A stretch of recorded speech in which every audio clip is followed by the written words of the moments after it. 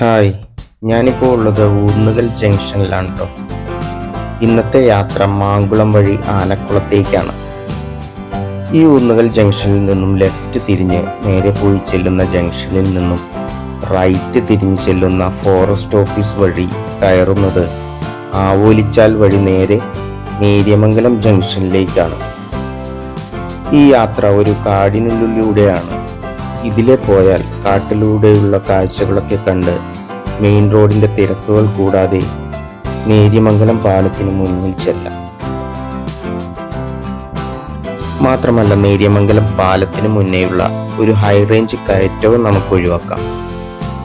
അങ്ങനെ ഞാൻ നേര്യമംഗലം പാലത്തിലേക്ക് കയറിയിട്ടോ.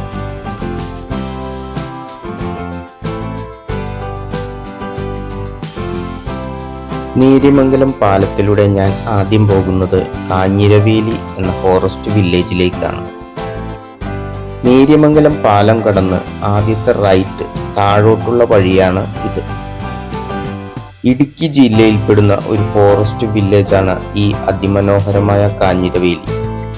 പെരിയാർ നദിക്കും നേര്യമംഗലത്തിനുമിടയിൽ നേര്യമംഗലം വനത്തിന്റെ താഴ്വരയിലായാണ് ഈ ഗ്രാമം സ്ഥിതി ചെയ്യുന്നത്. തിങ്ങി നിറഞ്ഞ കാട്ടുവഴിയിലൂടെ കാഞ്ഞിരവേലിയിലേക്കുള്ള യാത്ര അതിമനോഹരമായ കാഴ്ചകൾ നിറഞ്ഞതാണ്. എങ്കിലും ഈ വഴിയിലൂടെ യാത്ര ചെയ്യുമ്പോൾ ഏതു നിമിഷവും ആനകളെ പ്രതീക്ഷിച്ചു വേണം നമ്മൾ വണ്ടി ഓടിക്കാൻ. ഏകദേശം 5 കിലോമീറ്റർ സഞ്ചരിച്ചു കഴിയുമ്പോൾ നമ്മൾ ഈ ഗ്രാമത്തിലെത്തും. ഇവിടെ നിന്ന് റൈറ്റിലേക്ക് നടന്നാൽ അതിമനോഹരമായ കാഞ്ഞിരവേലി തൂക്കുപാലത്തിലേക്ക് എത്താം.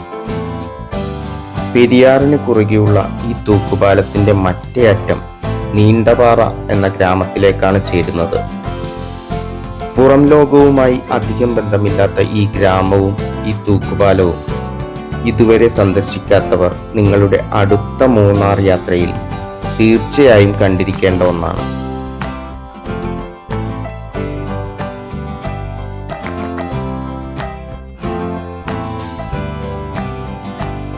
ഈ പാലത്തിന് മുകളിൽ നിന്നുള്ള കാഴ്ചകളുടെ ഭംഗി ഒന്ന് വേറെ തന്നെയാണ്.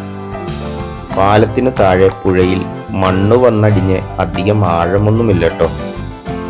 കുറച്ചു നേരം ഞാൻ ആ പാലത്തിന്റെ ഭംഗിയൊക്കെ ആസ്വദിച്ച് നടന്നു.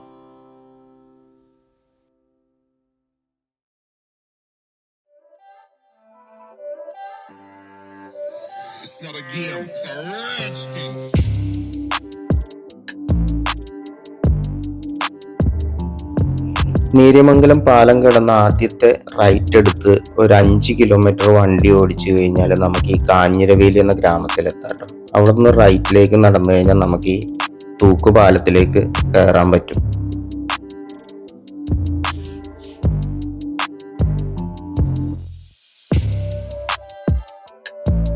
അപ്പൊ ഇനി നമുക്ക് കുറച്ചു നേരം ഈ പാലത്തിന്റെ ഭംഗിയൊക്കെ ആസ്വദിച്ച് നിൽക്കാട്ടോ.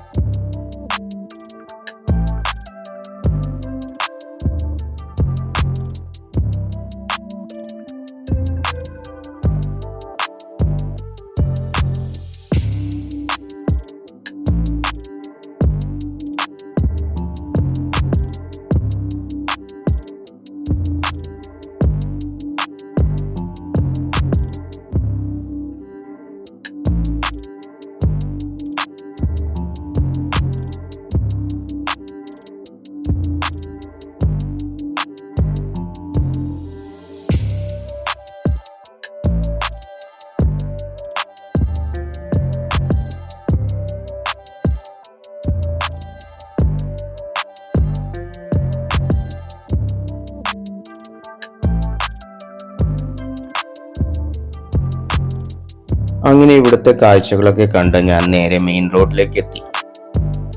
റൈറ്റ് തിരിഞ്ഞ് ലെഫ്റ്റിലേക്കുള്ള ആദ്യത്തെ വഴിയിലൂടെ ഇനി ഞാൻ പോകുന്നത് അടുത്ത ഗ്രാമമായ ഇഞ്ചത്തൊട്ടി ഫോറസ്റ്റ് വില്ലേജിലേക്കാണ്.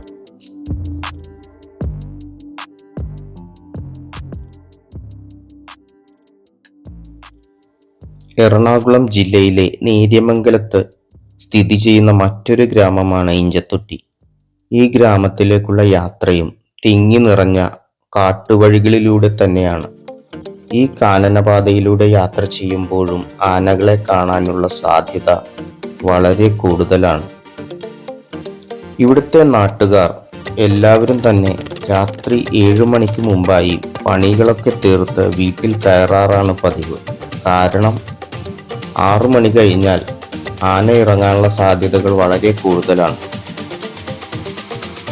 ഞാനിപ്പോൾ പോയിക്കൊണ്ടിരിക്കുന്നത് കേരളത്തിലെ ഏറ്റവും നീളം കൂടിയ തൂക്കുപാലം എന്ന പ്രശസ്തി നേടിയ ഇഞ്ചത്തൊട്ടി തൂക്കുപാലം കാണാനാണ്.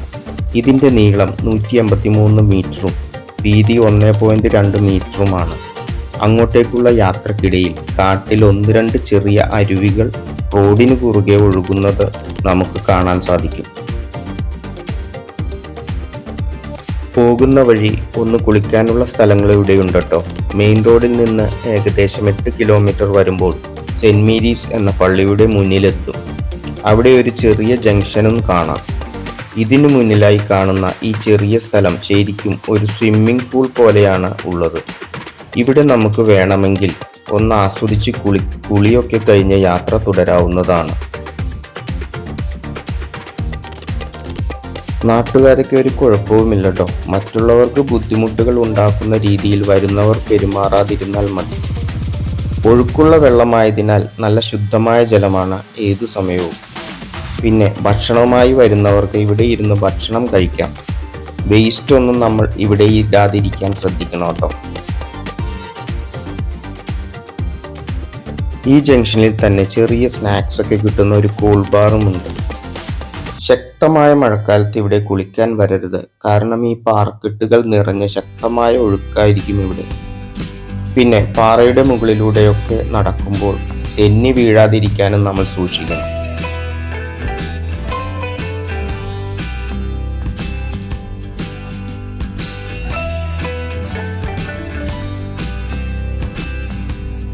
അപ്പോൾ കാഴ്ചകളൊക്കെ കണ്ട് ഞാൻ ഇവിടുന്ന് നേരെ ഇഞ്ചത്തൊട്ടി പാലത്തിലേക്കാണ് പോയിക്കൊണ്ടിരിക്കുന്നത് കേട്ടോ.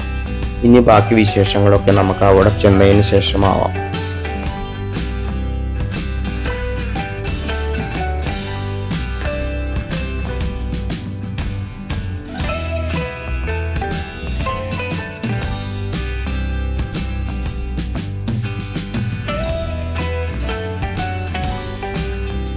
പറഞ്ഞു കേട്ട പോലെ തന്നെ നല്ല നീളമാണ് ഈ പാലത്തിന് കേട്ടോ. അപ്പോൾ അടുത്ത നിങ്ങളുടെ യാത്രയിൽ ഈ ഗ്രാമം കൂടി കവർ ചെയ്യാൻ മറക്കരുത് കേട്ടോ.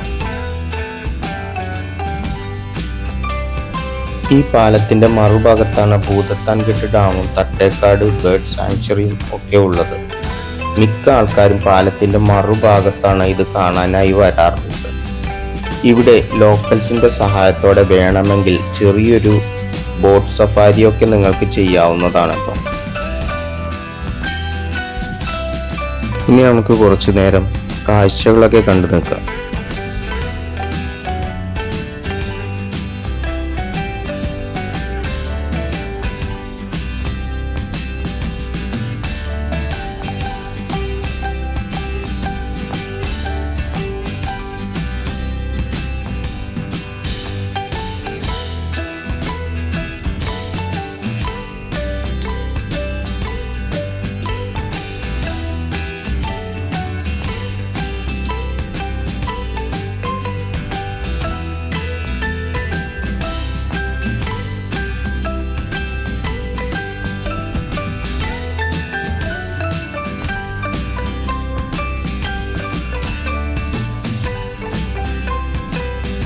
ഏകദേശം 2 മണിയോടെ ഞാൻ ഇഞ്ചത്തൊട്ടിയിൽ നിന്നും ആനക്കുളത്തേക്ക് യാത്ര തുടർന്നു.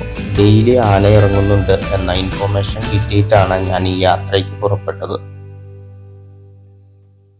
വാളറ ചിയാപ്പാറ വെള്ളച്ചാട്ടമൊക്കെ കഴിഞ്ഞ് ഇരുമ്പുപാലവും കഴിഞ്ഞ് മച്ചിപ്ലാവ് എന്ന സ്ഥലത്ത് നിന്നും മാങ്കുളത്തേക്ക് ഒരു പുതിയ വഴി കുറച്ചു വർഷങ്ങൾക്ക് മുമ്പ് ഓപ്പൺ ചെയ്തിരുന്നു. ഇതുവഴി 10 കിലോമീറ്റർ പോയാൽ കല്ലാർ മാങ്കുളം റോഡിൽ പീച്ചാട് എന്ന സ്ഥലത്ത് നമ്മൾ എത്തും. ഇവിടെ നിന്ന് 20 കിലോമീറ്റർ പോയാൽ ആനക്കുളത്തെത്താം. അടിമാലി കല്ലാർ വഴി പോകുന്നതിലും ഏകദേശം 24 കിലോമീറ്റർ നമുക്ക് ലാഭമാണ്. അങ്ങനെ വൈകുന്നേരം 4:30 മണിയോടെ ഞാൻ ആനക്കുളത്തെത്തി. ഒത്തിരി ആളുകൾ ഇവിടെ ആന ഇറങ്ങുന്നതും കാത്ത് ഇരിക്കുന്നുണ്ടായിരുന്നു. ഇടുക്കി ജില്ലയിലെ ദേവികുളം ബ്ലോക്കിൽ വനത്താൽ ചുറ്റപ്പെട്ടു കിടക്കുന്ന ഒരു കൊച്ചു ഗ്രാമമാണിത്. മാങ്കുളം പഞ്ചായത്തിന്റെ കീഴിലാണ് ഇത് വരുന്നത്. പെരിയാറിന്റെ 2 കൈവഴികളായ ഇടച്ചോലയാർ, നല്ലതണ്ണിയാർ എല്ലാം ഒഴുകുന്നത് ഇതുവഴിയാണ്.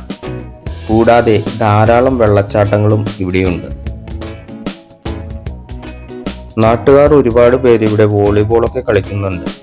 വൈകിട്ട് 5:30 മണിക്ക് ഫോറസ്റ്റ് ഓഫീസേഴ്സ് വന്ന് എല്ലാവരെയും അവിടെ നിന്ന് മാറ്റും. കാരണം ആന ഇറങ്ങുന്നു എന്നതിനാലാണ്. നിർഭാഗ്യവശാൽ അവിടുത്തെ നാട്ടുകാരിൽ ഒരാൾ 2 ദിവസം മുമ്പ് കാട്ടിലേക്ക് കയറിപ്പോയിട്ട് ഇതുവരെ തിരികെ വന്നിട്ടില്ല. പുള്ളിയെ തിരക്കി ഡോഗ് സ്ക്വാഡും നാട്ടുകാരും തിരച്ചിൽ നടത്തിയെങ്കിലും ഇതുവരെ കിട്ടിയില്ല. പട്ടികളുടെ മണം കിട്ടിയതിനാലാവണം ആനകളെ രാത്രിയായിട്ടും കണ്ടിട്ടില്ല.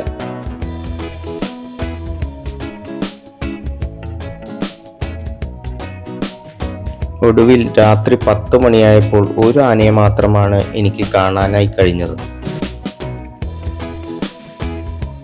അന്ന് രാത്രി ഞാൻ അവിടെ താമസിച്ച് രാവിലെ പുറപ്പെട്ട മാങ്കുളം കല്ലാർ റൂട്ടിൽ നിന്നും ലക്ഷ്മി എസ്റ്റേറ്റിലേക്ക് തിരിയുന്ന ജംഗ്ഷനിൽ ഞാനെത്തി. അവിടുത്തെ സ്ഥിരം കഴിക്കാറുള്ള ചായക്കടയിൽ നിന്ന് ബ്രേക്ക്ഫാസ്റ്റ് കഴിച്ചു.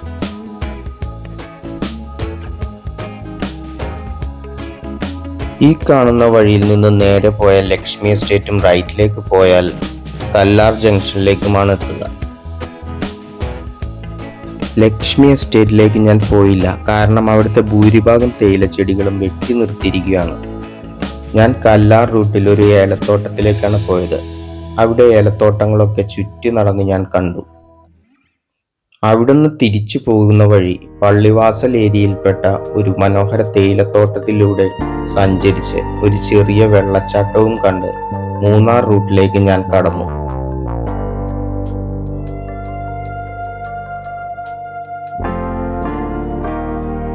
ഈ തേയിലത്തോട്ടത്തിന്റെ പല ഭാഗങ്ങളിലുമായി ടെന്റുകൾ ഉണ്ട് കേട്ടോ. കൂടാതെ കുറെ ഹോം സ്റ്റേകളുമുണ്ട്. അപ്പോൾ ഇവിടെ സ്റ്റേ ചെയ്യണം എന്നുള്ളവർക്ക് ഇവിടെ വരുമ്പോൾ റോഡിനരികിലായിട്ട് തന്നെ കാണാവുന്നതാണ്.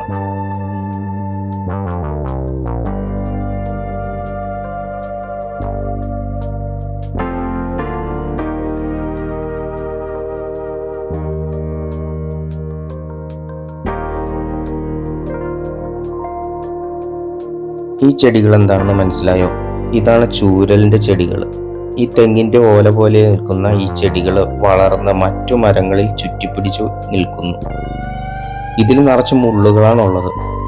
ഇതൊക്കെ വെട്ടി ക്ലീൻ ചെയ്ത് ഉണക്കിയാണ് നമ്മൾ ചൂരലിന്റെ ഫർണിച്ചറുകളൊക്കെ ഉണ്ടാക്കാനായിട്ട് ഉപയോഗിക്കുന്നത്. അപ്പോൾ ഇന്നത്തെ എൻ്റെ യാത്രയുടെ വിശേഷങ്ങൾ ഞാൻ ഇവിടെ അവസാനിപ്പിക്കുകയാണ് കേട്ടോ. അടുത്തൊരു വീഡിയോയുമായി നമുക്ക് വീണ്ടും കാണാം. എൻ്റെ വീഡിയോ ഇഷ്ടമായെങ്കിൽ ലൈക്ക് ചെയ്യുക, ഷെയർ ചെയ്യുക, സബ്സ്ക്രൈബ് ചെയ്യുക. അപ്പോൾ അടുത്ത വീഡിയോ കാണുന്നത് വരെ ബൈ ബൈ.